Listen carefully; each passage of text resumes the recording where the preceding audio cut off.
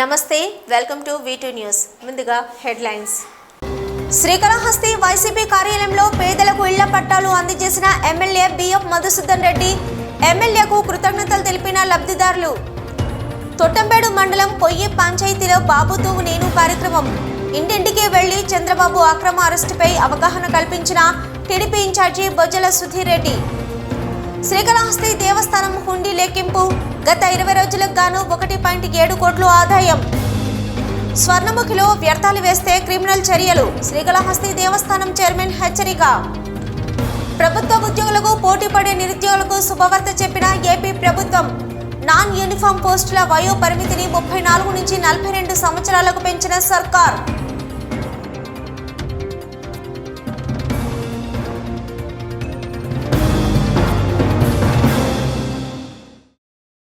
శ్రీకాళహస్తి పట్టణ వైఎస్ఆర్ కాంగ్రెస్ పార్టీ కార్యాలయంలో MLA BF Madhusudan Reddy పేదలకు ఇళ్ల పట్టాలు అందజేశారు. ఇళ్ల పట్టాలతో పాటు మహిళలకు చీరలు అందజేశారు. రేణిగుంట మండలం ఎలమట్యం పంచాయతీ అడుసుపాలెం గ్రామంలోని 65 మంది పేదలకు శ్రీకాళహస్తి వైఎస్ఆర్ కాంగ్రెస్ పార్టీ కార్యాలయంలో ఎమ్మెల్యే బిఎఫ్ మధుసూదన్ రెడ్డి ఇళ్ల పట్టాలు అందజేశారు. ఇళ్ల పట్టాలతో పాటు మహిళలకు చీర అందజేశారు. ఇచ్చిన మాట ప్రకారం పేదలకు సొంతింటి కల నెరవేర్చేలా చర్యలు చేపడుతున్నామని ఈ సందర్భంగా ఎమ్మెల్యే తెలిపారు. ప్రతి ఒక్కరి మొహంలో చిరునవ్వు చూసే విధంగా ముఖ్యమంత్రి వైఎస్ జగన్ పాలన కొనసాగుతుందని అన్నారు. ఇళ్ల పట్టాలు అందజేసిన ఎమ్మెల్యేకు ఈ సందర్భంగా లబ్ధిదారులు కృతజ్ఞతలు తెలియజేశారు. ఈ కార్యక్రమంలో గంగయ్య, రోసిరెడ్డి, మురగయ్య, హేమంత్, గురువారెడ్డి, అలాగే తహసీల్దార్ మరియు విఆర్ఓ పాల్గొన్నారు. తొట్టంబేడు మండలం పొయ్యి పంచాయతీలోని గురుకులపాలెం హరిజనవాడ ఎస్టీ కాలనీలో శ్రీకాళహస్తి టీడీపీ ఇన్ఛార్జి బొజ్జల సుధీరెడ్డి పర్యటించారు. హరిజనవాడలోని ఇంటింటికి తిరిగి నారా చంద్రబాబు నాయుడు అక్రమ అరెస్టును గ్రామ ప్రజలకు వివరిస్తూ కరపత్రాలను పంచారు. టీడీపీ అధినేత చంద్రబాబు అరెస్టు నేపథ్యంలో శ్రీకాళహస్తి నియోజకవర్గం టీడీపీ నిరసనలు కొనసాగుతున్నాయి. ఇందులో భాగంగా బాబు అక్రమ అరెస్టుపై గ్రామాల్లో ప్రజలకు టీడీపీ నేతలు అవగాహన కల్పిస్తున్నారు. తొట్టంబేడు మండలం పొయ్యి పంచాయతీలోని గురుకులపాళ్యం హరిజనవాడ ఎస్టీ కాలనీలో శ్రీకాళహస్తి టీడీపీ ఇన్ఛార్జి బొజ్జల సుధీర్ రెడ్డి పర్యటించారు. హరిజనవాడలోని ఇంటింటికి తిరిగి నారా చంద్రబాబు నాయుడు అక్రమ అరెస్టును గ్రామ ప్రజలకు వివరిస్తూ కరపత్రాలను పంచారు. ఆంధ్రప్రదేశ్లో వైసీపీ ప్రభుత్వం అరాచక పాలన కొనసాగిస్తుందని విమర్శించారు. ఎలాంటి ఆధారాలు లేకుండా అక్రమ కేసులలో చంద్రబాబును అరెస్టు చేశారని ఆగ్రహం వ్యక్తం చేశారు. ప్రజలు వైసీపీ అక్రమాలను గమనిస్తున్నారని, త్వరలోనే ఓటుతో బుద్ధి చెప్తారని బొజ్జల సుధీరెడ్డి అన్నారు. ఈ కార్యక్రమంలో తొట్టంబేడు మండలానికి చెందిన టీడీపీ నేతలు, కార్యకర్తలు పాల్గొన్నారు. అంతర్జాతీయ మానసిక ఆరోగ్య దినోత్సవం సందర్భంగా శ్రీకాళహస్తి భవిత పాఠశాలలో న్యాయ అవగాహన సదస్సు నిర్వహించారు. మానసిక సమస్యలు ఉన్నవారికి చట్టాలపై న్యాయవాదులు అవగాహన కల్పించారు. హైకోర్టు మరియు శ్రీకాళహస్తి సీనియర్ సివిల్ జడ్జి ఆదేశాల మేరకు అంతర్జాతీయ మానసిక ఆరోగ్య దినోత్సవం సందర్భంగా శ్రీకాళహస్తిలోని శ్రీరామ్నగర్ కాలనీలో ఉన్న ప్రత్యేక అవసరాల కోసం బాలబాలికల విద్యా వనరుల కేంద్రమైన భవిత పాఠశాలను న్యాయవాదులు సందర్శించారు. ఈ కార్యక్రమంలో న్యాయవాదులు రాజేశ్వరరావు, గరికపాటి రమేష్, పాఠశాల అధ్యాపకులు, పారాలీగల్ వాలంటీర్లు, కోర్టు సిబ్బంది పాల్గొన్నారు. ఈ సందర్భంగా న్యాయవాదులు మాట్లాడుతూ, మనిషి పుట్టుక ఎలాంటి వైకల్యం లేకుండా ఉంటే అతని జీవితం హ్యాపీగా సాగుతుందని, అయితే చిన్న వైకల్యం ఉన్నా అది జీవితాంతం అతన్ని పీడిస్తుందని, అయితే కొందరు పుట్టుకతో ఆరోగ్యంగా బాగానే ఉన్నప్పటికీ హఠాత్తుగా మానసిక రోగులుగా మారిపోతారని అన్నారు. ఇలా ఎందుకు జరుగుతుందని ఎవరికీ అర్థం కాదని, కానీ జీవితంలో తగు జాగ్రత్తలు తీసుకుంటే జీవితం సంతోషంగా సాఫీగా జరిగిపోతుందని తెలిపారు. అలాగే ఎలాంటి చట్టపరమైన అవసరం ఉన్నా తప్పక న్యాయ సలహాలు ఉచితంగా అందిస్తామని తెలిపారు. ప్రతి న్యాయస్థానం వైపు నుంచి ఇప్పుడు అన్ని డిపార్ట్మెంట్లలో, హాస్టల్స్లో, వైద్యశాలల్లో, పాఠశాలల్లో అన్నింటిలో ఉచిత న్యాయ సేవల గురించి తెలియజేసే భాగంగా ఇక్కడికి వచ్చాము. మన పాఠశాలలో కూడా కావాల్సిన సౌకర్యాలు లేకుండా ఉపాధ్యాయులు ప్రభుత్వం దృష్టికి తీసుకువెళ్ళి మీకు ఇంకా ఇక్కడ అవసరాలను ఇచ్చేందుకు మేము ఇక్కడికి వచ్చాము. మీరు ఈ పాఠశాల గురించి, ఈ పాఠశాలలో సౌకర్యాల గురించి కూడా శ్రీకాళహస్తి స్వర్ణముఖి నదిలో నిర్మాణ వ్యర్థాలను తీసుకొచ్చి పడవేస్తే క్రిమినల్ చర్యలు తీసుకోబడతాయని దేవస్థానం చైర్మన్ అంజూరు తారక శ్రీనివాసులు హెచ్చరించారు. స్వర్ణముఖి నది పవిత్రతను కాపాడడానికి ప్రతి ఒక్కరూ సహకరించాలని కోరారు. శ్రీకాళహస్తి పట్టణ పరిధిలోని స్వర్ణముఖి నదిలో గృహ నిర్మాణ వ్యర్థాలను పెద్ద ఎత్తున తీసుకొచ్చి పడవేస్తున్న వైనంపై దేవస్థానం చైర్మన్ అంజూరు శ్రీనివాసులు స్పందించారు. ప్రస్తుతం రామసేతు వంతెన సమీపంలో కరకట్టపైన దిగువన నదిలోకి పెద్ద ఎత్తున వ్యర్థాలను తీసుకొచ్చి పడవేస్తున్నారు. గతంలో ఎమ్మెల్యే మధుసూదన్ రెడ్డి సూచనలతో దేవస్థానం చైర్మన్ అంజూరు శ్రీనివాసులు జేసీపీ ఓనర్ల సహకారంతో స్వర్ణముఖి నదిని శుభ్రం చేయించారు. నదిలోకి ఎవ్వరూ వ్యర్థ పదార్థాలు తెచ్చి వేయకుండా చర్యలు చేపట్టారు.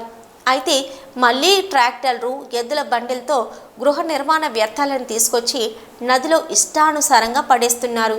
దీంతో నది డస్ట్బిన్ యార్డ్లా తయారవుతుంది. ఓవైపు ఎమ్మెల్యే మధుసూదన్ రెడ్డి తుడా సహకారంతో 12 కోట్లు వెచ్చించి స్వర్ణముఖి సుందరీకరణ పనులు చేయిస్తున్నారు. మరోవైపు దేవస్థానం చైర్మన్ నదిలో మురికి నీరు కలవకుండా ప్రత్యేక పైప్లైన్ వేసి మురికి నీరు బయటకు పంపే విధంగా దేవస్థానం ద్వారా ప్రతిపాదనలు చేస్తున్నారు. స్వర్ణముఖి నదిని ఆలయ పరిసరాల నుంచి పట్టణ పరిధి వరకు అత్యంత సుందర శోభితంగా ఉండేలా చేయాలన్న లక్ష్యాన్ని దెబ్బతీసే విధంగా వ్యర్థాలను తీసుకొచ్చి నదిలో పడేస్తున్న వైనం తీవ్ర వేదన కలిగించేలా పరిస్థితి ఏర్పడింది. వ్యర్థాలను తీసుకొచ్చి నదిలో పడేస్తున్న వైనం తీవ్ర వేదన కలిగించేలా పరిస్థితి ఏర్పడింది. దీనిపై దేవస్థానం చైర్మన్ అంజూరు శ్రీనివాసులు స్పందించి మరోసారి జేసీబీని పెట్టి నదిలో వేసిన వ్యర్థాలను తొలగింపు చేపట్టాలని, నదిలోకి డస్ట్ వేసే ట్రాక్టర్లు, ఎద్దుల బండ్లపై అనుమతించకుండా చెక్పోస్ట్ ఏర్పాటు చేయాలని దేవస్థానం అధికారులను చైర్మన్ ఆదేశించారు. పట్టణ పరిధి వరకు నదిలో వ్యర్థాలు వేయకుండా సెక్యూరిటీ పర్యవేక్షణ ఏర్పాటు చేయాలని ఆదేశించారు. ఆలయ చైర్మన్ అంజూరు శ్రీనివాసులు మాట్లాడుతూ స్వర్ణముఖి నదిలో ఎలాంటి డస్ట్ తీసుకొచ్చి వేసినా క్రిమినల్ కేసులు నమోదు చేయించి కఠిన చర్యలు తీసుకుంటామని హెచ్చరించారు. ట్రాక్టర్లు, ఎద్దుల బండ్లు నడిపేవారు వ్యర్థాలు నదిలో వేయవద్దని విజ్ఞప్తి చేశారు. ఇది పవిత్రత కాపాడడానికి ప్రతి ఒక్కరూ తమ బాధ్యతగా సహకరించాలని కోరారు. ప్రాంతానికి వేల సంఖ్యలో నుంచి లక్షల సంఖ్యలో భక్తులు వస్తున్నారు. రావడం ఈ స్వర్ణముఖి మళ్ళా ఈ రబ్బీస్తో దుర్గంధముఖిగా తయారైతే బాగాలేదు.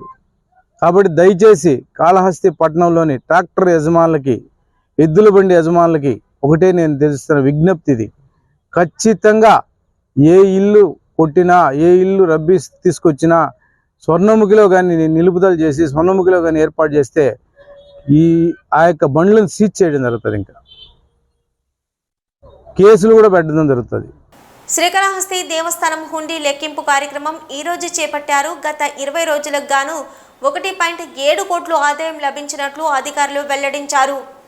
శ్రీకాళహస్తి దేవస్థానం హుండీ లెక్కింపు కార్యక్రమం ఈరోజు చేపట్టారు.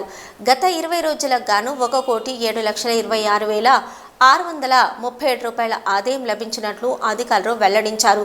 అలాగే 35 గ్రాముల బంగారం, 348.6 కేజీల వెండి, 67 విదేశీ కరెన్సీ నోట్లు భక్తులు సమర్పించినట్టు ఈవో సాగర్ బాబు తెలిపారు. ఈ మేరకు హుండీ లెక్కింపు కార్యక్రమాన్ని కట్టుదిట్టమైన భద్రత నడుమ అధికారులు నిర్వహించారు.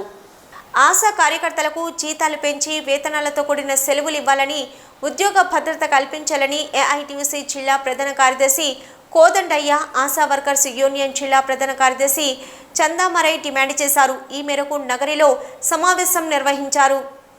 చిత్తూరు జిల్లా నగరిలో ఆశా వర్కర్స్ యూనియన్ నగరి నియోజకవర్గం సమితి సమావేశం యూనియన్ అధ్యక్షురాలు రూప అధ్యక్షతన జరిగింది. సమావేశం ముఖ్య అతిథిగా పాల్గొన్న ఆశా వర్కర్స్ యూనియన్ గౌరవ అధ్యక్షులు కోదండయ్య మాట్లాడుతూ గత 18 సంవత్సరాలుగా ఆశా కార్యకర్తలు గ్రామ స్థాయిలో ఉన్న ప్రజానీకానికి ఆరోగ్యపరంగా సేవలు అందిస్తూ గర్భవతులకు, చిన్నపిల్లలను నిరంతరం పర్యవేక్షిస్తూ 24 గంటలు పనిచేస్తున్నారని అన్నారు. కనీసము లీవ్లు కూడా లేని పరిస్థితుల్లో ఆశా వర్కర్లు ఉన్నారని అన్నారు. అయినా ప్రభుత్వం మాత్రం వారి దగ్గర వెట్టి చాకరీ చేయించుకొని వారిని ఉద్యోగస్తులుగా గుర్తించడం లేదని అన్నారు. ఈరోజు ఆశా కార్యకర్తలు చేస్తున్నటువంటి పనికి తగిన వేతనాలు ఇవ్వడంలో ప్రభుత్వం నిర్లక్ష్యం వహిస్తుందని ఆరోపించారు. కనీసం వాళ్ళని కార్మికులుగా కూడా గుర్తించడానికి ఈ ప్రభుత్వం ముందుకు రావడం లేదని అన్నారు. సుమారు రాష్ట్ర వ్యాప్తంగా 10,000 పాయిచిలుకు ఆశా కార్యకర్తలు పనిచేయుచున్నారు. జిల్లాలో సుమారు 2000 మంది కార్యకర్తలకు న్యాయం చేయాలని కోరారు. ఇప్పటికైనా రాష్ట్ర ప్రభుత్వం స్పందించి న్యాయం చేయకపోతే ప్రభుత్వానికి వ్యతిరేకంగా పోరాటానికి సిద్ధం కావాలని ఆశా కార్యకర్తలకు పిలుపునిచ్చారు. ఈ రాష్ట్ర ప్రభుత్వం చేపట్టిందో ఒక ప్రతిష్టాత్మకంగా జగనన్న సురక్ష పథకం కింద ఈరోజు ఆశాలు కింది స్థాయిలో పోయి పనిచేస్తున్నారు. ఈ సందర్భంగా ఇది పని ఒత్తిడితో తాడేపల్లిలో కృష్ణమ్మ అని కుప్పమ్మ అని ఆమె చనిపోవడం జరిగింది. అదేవిధంగా చిత్తూరు జిల్లా గంగవరం మండలంలో కూడా ఒక ఆశా కార్మికురాలు తీవ్ర పని ఒత్తిడికి గురయ్యి ఆమె అనారోగ్యం పాలై చనిపోవడం జరిగింది. తొట్టంబేడు మండలం పొయ్య పంచాయతీలోని వ్యవసాయ పొలంలో వేలాడుతున్న విద్యుత్ తీగలు ప్రమాదకరంగా మారుతున్నాయి. 2 నెలల క్రితం కరెంటు షాక్తో ఆవు చనిపోయినా అధికారులు పట్టించుకోవడం లేదని రైతులు ఆవేదన వ్యక్తం చేస్తున్నారు. తొట్టంబేడు మండలం పొయ్య పంచాయతీలోని పొయ్య రెవెన్యూకు సంబంధించిన వ్యవసాయ పొలంలో సర్వే నెంబర్ 16కు సంబంధించి విద్యుత్ 11 kV తీగలు గత 6 సంవత్సరాలుగా 5 అడుగుల ఎత్తులో ప్రమాదకరంగా వేలాడుతూ ఉన్నాయి. విద్యుత్ అధికారులకు రైతులు ఎన్నిసార్లు చెప్పినా పట్టించుకోవడం లేదని స్థానికులు చెప్తున్నారు. ఇటీవల విద్యుత్ తీగలు తగిలి ఆవు మరణించింది. అయినా అధికారులకు నిమ్మకు నీరెత్తినట్లుగా వ్యవహరిస్తున్నారు. రైతులు విద్యుత్ శాఖ అధికారికి ఫోన్ చేసి విషయం తెలుపగా 2 రోజుల్లో మరమ్మతులు ఏర్పాటు చేస్తామని అన్నారు. అయితే 2 నెలలు గడుస్తున్నా ఇంతవరకు మరమ్మతులు ఏర్పాటు చేయలేదని రైతులు ఆవేదన వ్యక్తం చేస్తున్నారు. వర్షం వస్తే చాలు రైతులు పొలం దగ్గరికి పోవాలంటే భయపడుతున్నారు. ఇప్పటికైనా విద్యుత్ అధికారులు స్పందించాలని స్థానికులు కోరుతున్నారు. చిత్తూరు కలెక్టర్ ఎస్ షణ్మోహన్ ఈరోజు చిత్తూరులో రాజకీయ పార్టీల ప్రతినిధులతో సమావేశం నిర్వహించారు. ఈ నెల 16 నుంచి ప్రారంభం కానున్న ర్యాండమైజేషన్ ప్రక్రియకు రాజకీయ పార్టీల ప్రతినిధులు గుర్తింపు కార్డులు పొంది హాజరు కావచ్చునని అన్నారు. చిత్తూరు కలెక్టర్ ఎస్ షణ్మోహన్ ఈరోజు చిత్తూరులో రాజకీయ పార్టీల ప్రతినిధులతో సమావేశం నిర్వహించారు. ఈ నెల 16 నుంచి ప్రారంభం కానున్న ర్యాండమైజేషన్ ప్రక్రియకు రాజకీయ పార్టీల ప్రతినిధులు గుర్తింపు కార్డులు పొంది హాజరు కావచ్చునని అన్నారు. ఈ సందర్భంగా జిల్లా కలెక్టర్ మాట్లాడుతూ ఓటర్ల నమోదుకు సంబంధించి ప్రక్రియ నిరంతరంగా జరుగుతుందని తెలిపారు. ఈవీఎంల యాక్సెప్టెన్సీ టెస్ట్ నిర్వహిస్తున్నారన్నారు. జిల్లాలో జరగనున్న ఎన్నికలకు సంబంధించి కావలసిన ఈవీఎంలు రావడం జరిగిందని పరిశీలన చేసేందుకు బెల్ ఇంజనీర్లు ఈ కార్యక్రమం నిర్వహిస్తున్నారని అన్నారు. ఈ నెల 16 నుంచి ప్రారంభం కానున్న ర్యాండమైజేషన్ ప్రక్రియకు రాజకీయ పార్టీల ప్రతినిధులు గుర్తింపు కార్డులు పొంది హాజరు కావచ్చునని అన్నారు. ఆ సమయంలో ఓట్లు వేసే విధానం తెలియజేయడం జరుగుతుందని, వీవీప్యాడ్ పనితీరు పరిశీలించవచ్చునని అన్నారు. అదేవిధంగా ఎన్నికల ప్రక్రియకు సంబంధించి రెవెన్యూ అధికారులకు త్వరలో అవగాహన సదస్సు నిర్వహించడం జరుగుతుందన్నారు. ఈ కార్యక్రమంలో జిల్లా రెవెన్యూ అధికారి N Rajasekhar, trainee deputy collector Lakshmi Prasanna, CPI, CPM, Congress, YSRCP, TDP ప్రతినిధులు పాల్గొన్నారు. ద్విచక్ర వాహనాల దొంగలను పల్మనేరు పోలీసులు అరెస్టు చేసి వారి వద్ద నుంచి 21 ద్విచక్ర వాహనాలను స్వాధీనం చేసుకున్నారు. నిందితులపై కేసు నమోదు చేసి రిమాండ్కు తరలించారు. గత 1.5 నెలగా పలమనేరు పట్టణంలో ద్విచక్ర వాహనాలు దొంగతనం కావడంతో బాధితులు పోలీస్ స్టేషన్లో ఫిర్యాదు చేయగా పోలీసులు అప్రమత్తమయ్యారు. ఈ క్రమంలో పలమనేరు బస్టాండ్లో పోలీసులు తనిఖీలు నిర్వహిస్తుండగా సతీష్ అనే వ్యక్తి ద్విచక్ర వాహనంను చోరీ చేస్తుండగా పట్టుకున్నారు. ఇక పొంగనూరుకు చెందిన సతీష్ ఆటో నడుపుతున్నాడని మద్యంకు బానిస కావడంతో ఆటోతో వచ్చే సంపాదన చాలక స్నేహితుడు మురుగన్తో కలిసి గత 1.5 నెలగా పలమనేరులో 21 ద్విచక్ర వాహనాలను దొంగతనం చేశాడని తెలిపారు. పొంగనూరు నుంచి పలమనేరుకు వచ్చి ఇంటి ముందు, షాపుల ముందు పార్క్ చేసిన ద్విచక్ర వాహనాలను దొంగతనం చేసి పలమనేరుకు చెందిన జయప్రకాష్కు 7 ద్విచక్ర వాహనాలు, వీకోటకు చెందిన సత్తం అమ్రుల్లాకు 3 వాహనాలు, పొంగనూరుకు చెందిన బావజాన్ నవాజులకు 10 ద్విచక్ర వాహనాలు అమ్మినట్లు నేరం ఒప్పుకున్నాడని తెలిపారు. వారి వద్ద నుంచి 21 ద్విచక్ర వాహనాలను రికవరీ చేసి కేసు నమోదు చేసి రిమాండ్కు తరలిస్తామని డీఎస్పీ సుధాకర్ రెడ్డి తెలిపారు. కంటిన్యూస్గా ఒక 1 వీక్లో 10 వెహికల్స్ దొంగతనం జరిగింది. అంతకుముందు కూడా కొన్ని వెహికల్స్ పలమనేరు టౌను, చుట్టుపక్కల గంగవరము, పుంగనూరు టౌను వీటన్నిటిలో కూడా దొంగతనం జరగడం జరిగింది. దీనికి సంబంధించి నిన్న సాయంత్రం ఆర్టీసీ బస్ స్టాండ్ దగ్గర ఒక వ్యక్తి 2 వీలర్ను తీసుకొని పోతా ఉంటే అతని ఇన్స్పెక్టర్ ఆధ్వర్యంలో ఎస్ఐస్ సుబ్బారెడ్డి, సహదేవి ఇంకా స్టాఫ్తో అతన్ని తనిఖీ చేయడం జరిగింది. అతను సరైన రికార్డ్స్ లేవు అతనికి. అతన్ని విచారించగా అతని పేరు సతీష్ అని చెప్పి నక్కబండ పుంగనూరు టౌన్ ఇస్తుంది. ఇతను గత కొద్ది రోజులుగా సుమారుగా 21 వెహికల్స్ దొంగతనం చేయడం జరిగింది. ఇటు విలువ సుమారుగా 12 లక్షలు ఉంటుంది. అలాగే ఇవి ఎక్కడైతే ఇతను ఎవరెవరికి అమ్మాడు, ఎవరు రిసీవర్సు అని చెప్పి వాళ్ళని కూడా ఐడెంటిఫై చేయడం జరిగింది. వాళ్ళ మీద కూడా కేసు పెట్టడం జరిగింది. వీళ్ళందరినీ కూడా ఈరోజు రిమాండ్కి పంపడం జరుగుతుంది.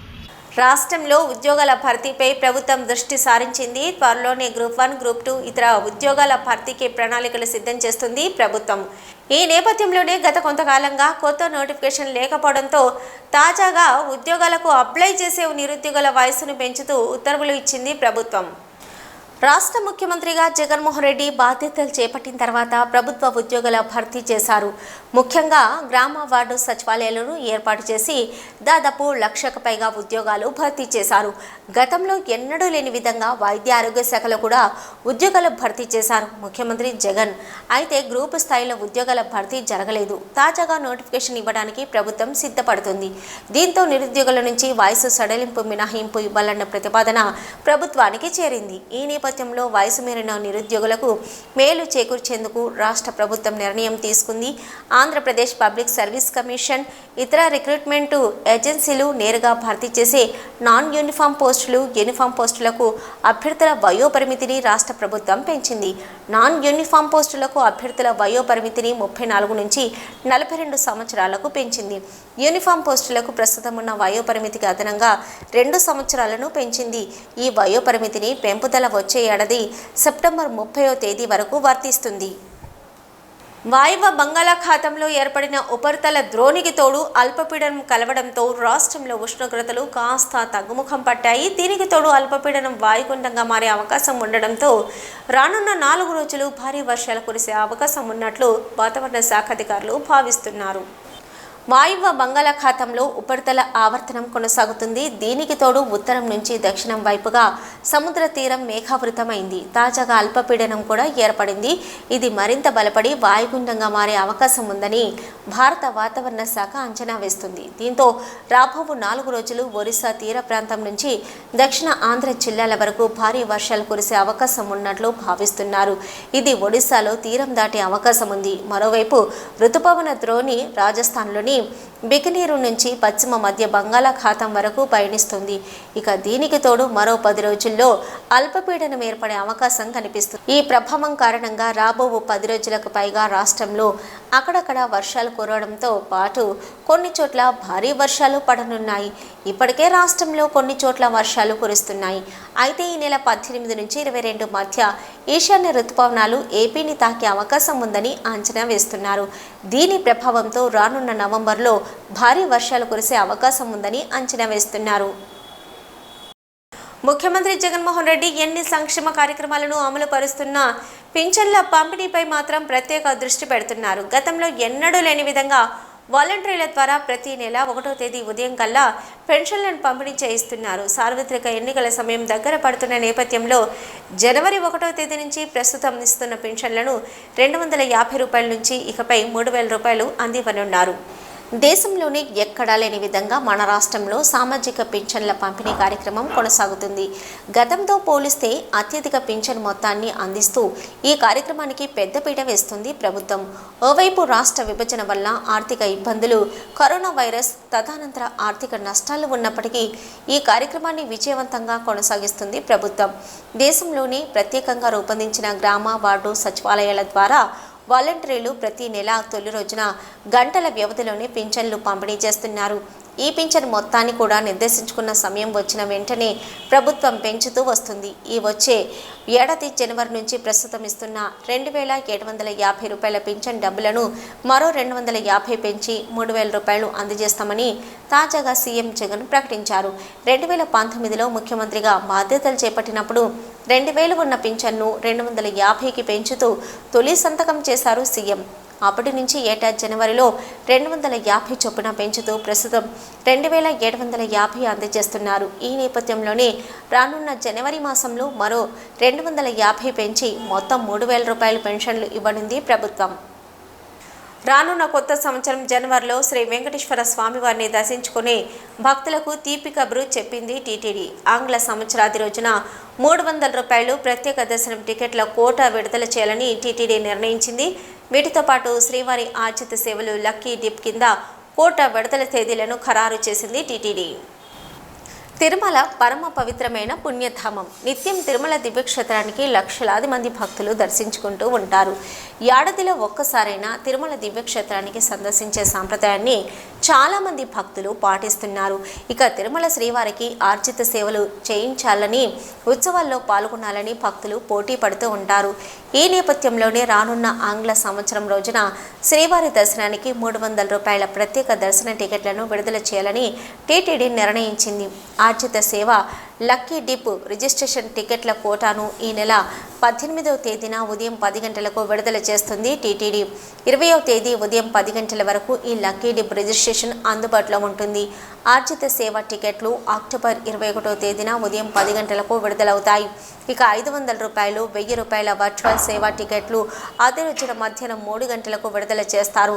అంగ ప్రదక్షిణ టికెట్లను అక్టోబర్ 23వ తేదీన ఉదయం 10 గంటలకు విడుదలవుతాయి. శ్రీవాణి ట్రస్ట్ బ్రేక్ దర్శన టికెట్లు అక్టోబర్ 23వ తేదీ ఉదయం 11 గంటలకు విడుదలవుతాయి. అక్టోబర్ 23వ తేదీన మధ్యాహ్నం 3 గంటలకు సీనియర్ సిటిజన్ టికెట్లు విడుదల చేస్తారు. ఇక అక్టోబర్ 24వ తేదీన ఉదయం 11 గంటలకు 300 రూపాయల ప్రత్యేక ప్రవేశ దర్శనం టికెట్లను టీటీడీ అధికారులు విడుదల చేయనుంది. అక్టోబర్ 25వ తేదీన ఉదయం 10 గంటలకు తిరుపతి, తిరుమలలో వసతి గదుల బుకింగ్ ఆరంభమవుతుంది. ఆయా టికెట్లన్నీ కూడా ఆన్లైన్లో అందుబాటులో ఉంటాయి. తిరుమల దివ్యక్షేత్రంలో భక్తుల రద్దీ కొనసాగుతుంది. పురటాసి మాసం కావడంతో స్వామివారిని దర్శించుకోవడానికి తమిళ భక్తులు పెద్ద ఎత్తున తిరుమలకు వస్తున్నారు. ఇక దేశంలోని వివిధ ప్రాంతాల నుంచి కూడా శ్రీవారి దర్శనానికి వస్తున్నారు. దీంతో స్వామివారి సర్వదర్శనానికి 4 గంటల సమయం పడుతుంది. గత 24 గంటల్లో స్వామివారిని 71,361 మంది భక్తులు దర్శించుకున్నారు. తిరుమల దివ్యక్షేత్రంలో భక్తుల రద్దీ ఎక్కువగా ఉంది. పురటాసి మాసం కావడంతో భక్తులు తిరుమలకు చేరుకుంటున్నారు. ముఖ్యంగా పురటాసి మాసంతో తిరుమలకు వచ్చే సాంప్రదాయం తమిళలకు ఉండడంతో తమిళనాడు నుంచి భక్తుల రద్దీ ఎక్కువగా ఉంది. దీంతో తిరుమల దివ్యక్షేత్రంలో భక్తుల రద్దీ కనిపిస్తుంది. నిన్న తిరుమల శ్రీవారిని 71,361 మంది భక్తులు దర్శించుకున్నారు. నిన్న తిరుమల దివ్యక్షేత్రానికి వచ్చిన భక్తులలో 24,579 మంది భక్తులు తలనీలాలు సమర్పించారు. నిన్న శ్రీవారి హుండీ ఆదాయం ఇక 3.69 కోట్లు. గత నెలలో 300 రూపాయలు శీఘ్ర దర్శనం టికెట్లు బుక్ చేసుకున్న భక్తులకు ఈ మాసంలో దర్శనాలు కొనసాగుతున్నాయి. ఇక సర్వదర్శనం భక్తులకు టోకెన్లు ఇచ్చే విధానాన్ని తిరిగి టీటీడీ పునఃప్రారంభించింది. దీంతో టైం స్లాట్లో నిర్దేశించిన టోకెన్ల ప్రకారం దర్శనాలు చేసుకుంటున్నారు సర్వదర్శనం భక్తులు. టైం స్లాట్లో సర్వదర్శనం టోకెన్ దొరకని భక్తులు కూడా నేరుగా వైకుంఠం 2 నుంచి దర్శనాలకు అనుమతిస్తున్నారు టీటీడీ అధికారులు. ప్రస్తుతం 12 కంపార్ట్మెంట్లలో భక్తులు వేచి ఉన్నారు. దీంతో శ్రీవారి సర్వదర్శనానికి 4 గంటల సమయం పడుతుంది. ఇక 300 రూపాయల శీఘ్ర దర్శనం టికెట్లు కలిగిన భక్తులకు 2 గంటల సమయం పడుతున్నట్లు సమాచారం. వీటూ న్యూస్ ముగించే ముందు హెడ్లైన్స్ మరొకసారి. శ్రీకాళహస్తి వైసీపీ కార్యాలయంలో పేదలకు ఇళ్ల పట్టాలు అందజేసిన ఎమ్మెల్యే బిఎఫ్ మధుసూదన్ రెడ్డి. ఎమ్మెల్యేకు కృతజ్ఞతలు తెలిపిన లబ్ధిదారులు. తొట్టంపేడు మండలం పొయ్యి పంచాయతీలో బాబుతో నేను కార్యక్రమం. ఇంటింటికి వెళ్లి చంద్రబాబు అక్రమ అరెస్టుపై అవగాహన కల్పించిన టీడీపీ ఇన్ఛార్జి బొజ్జల సుధీర్ రెడ్డి. శ్రీకాళహస్తి దేవస్థానం హుండీ లెక్కింపు. గత 20 రోజులకు గాను 1.7 కోట్లు ఆదాయం. స్వర్ణముఖిలో వ్యర్థాలు వేస్తే క్రిమినల్ చర్యలు. శ్రీకాళహస్తి దేవస్థానం చైర్మన్ హెచ్చరిక. ప్రభుత్వ ఉద్యోగులకు పోటీపడే నిరుద్యోగులకు శుభవార్త చెప్పిన ఏపీ ప్రభుత్వం. నాన్ యూనిఫామ్ పోస్టుల వయో పరిమితిని 34 నుంచి 42 సంవత్సరాలకు పెంచిన సర్కార్.